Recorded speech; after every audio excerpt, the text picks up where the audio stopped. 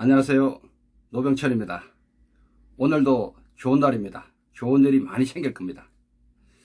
오늘은요, 윗사람이 아주 말도 안 되는 그런 명령, 지시 내렸을 때 어떻게 이것을 현명하게 할 수 있을까? 어떻게 현명하게 NO라고 말할 수 있을까? 이런 그 생존 기술 있잖아요. 이것을 말씀드릴 겁니다. 아마 많은 도움 될 겁니다. 구독, 좋아요, 알림 부탁드립니다. 회사 가면요, 층층이 계급이 있습니다. 군대도 마찬가지고요. 또 공공단체도 마찬가지. 말단 직원부터 저 위에 있는 그 CEO, 또 높은 책임자까지 있습니다. 그런데요, 궁금한 게 하나 있어요.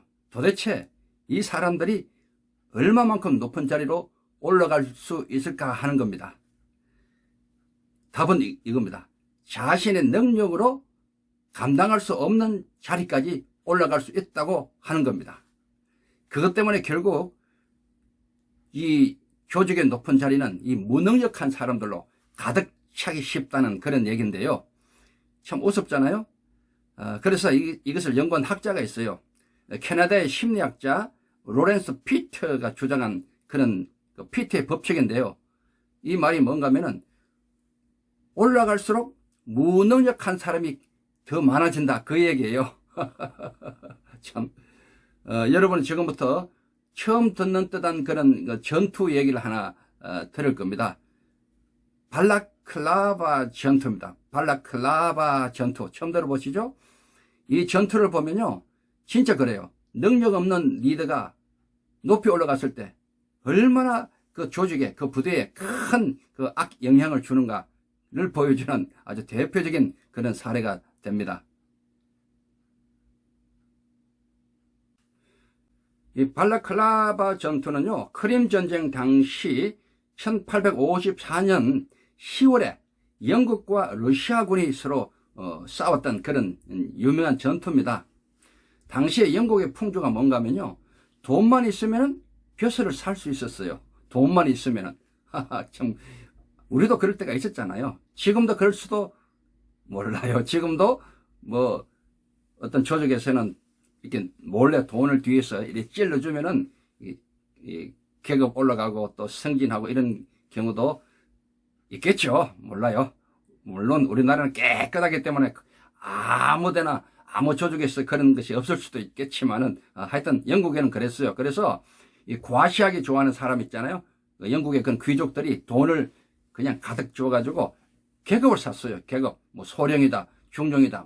심지어는 돈 더 많이 주면 장군도 달고요. 이런 참 일이 있었습니다. 그 중에 대표적인 사람이 루컨이라는 사람, 또 카디건이라는 사람, 또 레글런이라는 사람이 대표적인 인물이었어요. 여러분, 카디건 많이 들어보셨죠? 카디건. 그렇습니다. 옷 이름입니다. 오늘날 그 스웨터에 단초가 달린 옷 있잖아요. 카디건. 많이 입고 다니잖아요. 그것을 유행시켰던 최초의 장본인이 바로 지금 요 주인공이에요, 주인공. 그러니까 이 사람들은요, 그저 이 군복, 또 멋진 그 훈장, 반짝반짝하는 그런 이런 데만 관심이 있었던 그 머리는 텅 비어있는 그런 사람들이었죠. 1854년 10월 25일 오전입니다. 11,000명의 러시아 보병 부대가 발라클라바를 점령하기 위해서 공격을 했답니다. 공격.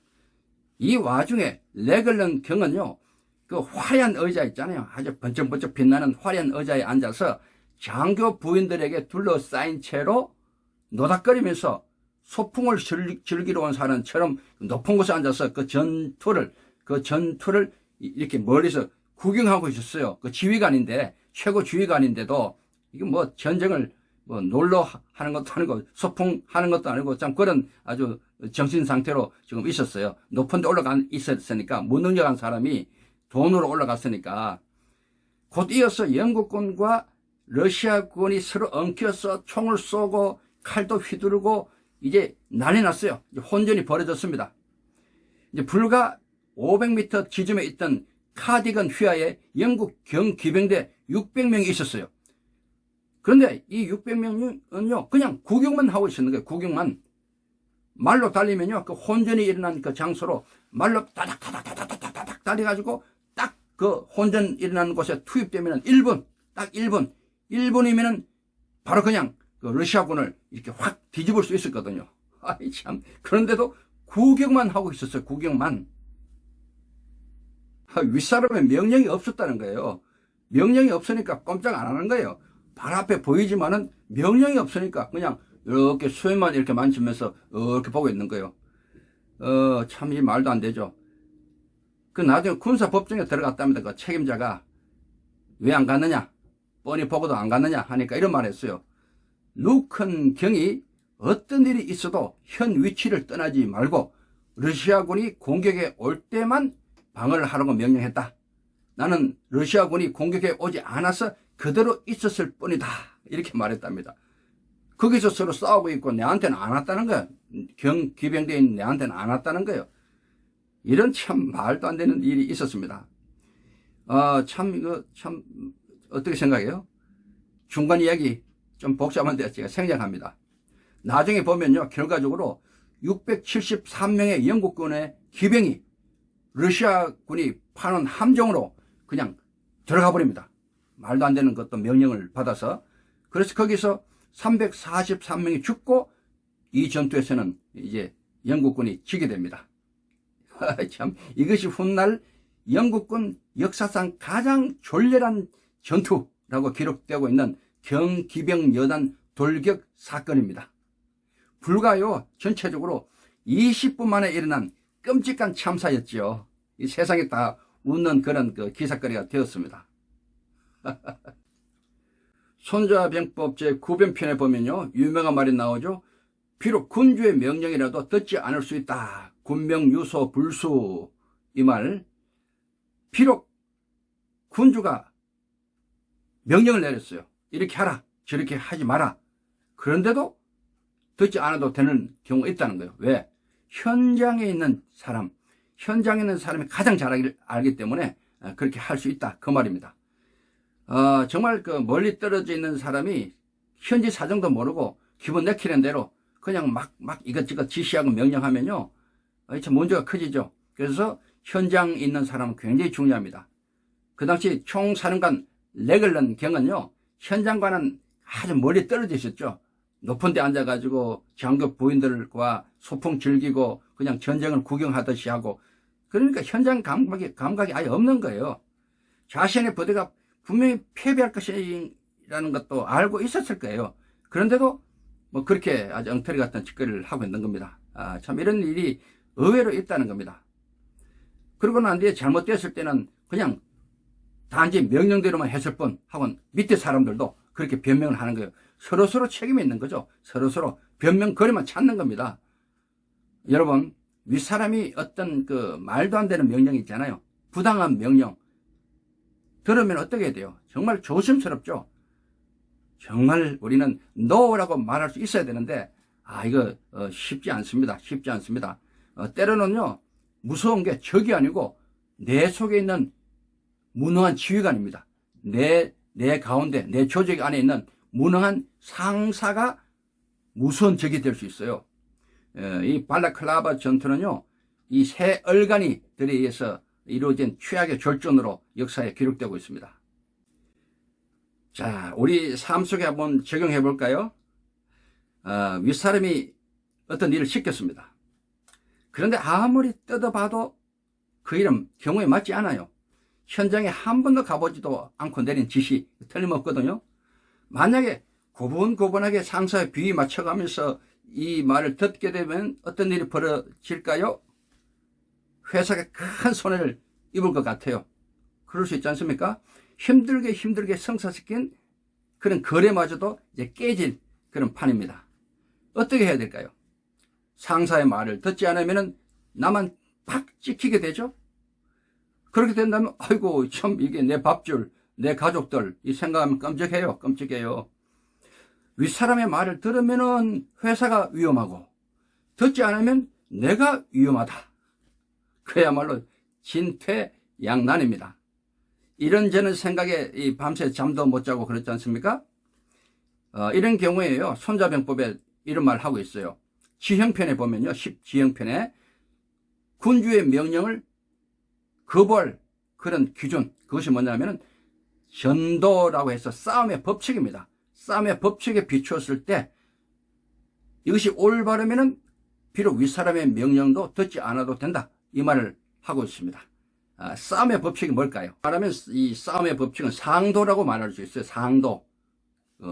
상업하는 데 필요한 도 있죠. 장사의 도. 장사를 하면서 나름대로 지키는 원칙이 바로 이 상도입니다. 유명한 개성상인이 있잖아요. 개성상인은요, 봄에 빗자루를 하나 팔더라도 그 값을 당장 받지 않고 곡식이 나는 가을에 찾아와서 받겠다고 합니다. 그리고 외상을 놓습니다. 외상을 많이 사겠죠. 외상이니까. 우선 왜 그럴까요?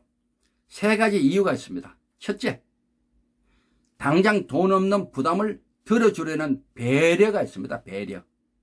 훌륭하죠? 둘째, 그동안 물건을 사용하면서 그 품질에 믿음을 가지게 합니다. 좋은 물건을 미리 주면은 사용하는 입장에서 써보면 좋거든요. 약도 먹어보면 잘 들으면 그 약을 사잖아요. 어떤 물건도 아주 내한테 잘 되면 그 물건 또 사요. 그 물건에 대한 신뢰, 이 주는 것. 이거 시간은 걸리지만 굉장한 효과가 있습니다. 셋째, 소비자와 끈끈한 신뢰 관계를 쌓는 것. 신뢰 관계. 이거 중요하죠. 이것이야말로 일거삼득의 상승의 기술입니다. 대단하잖아요.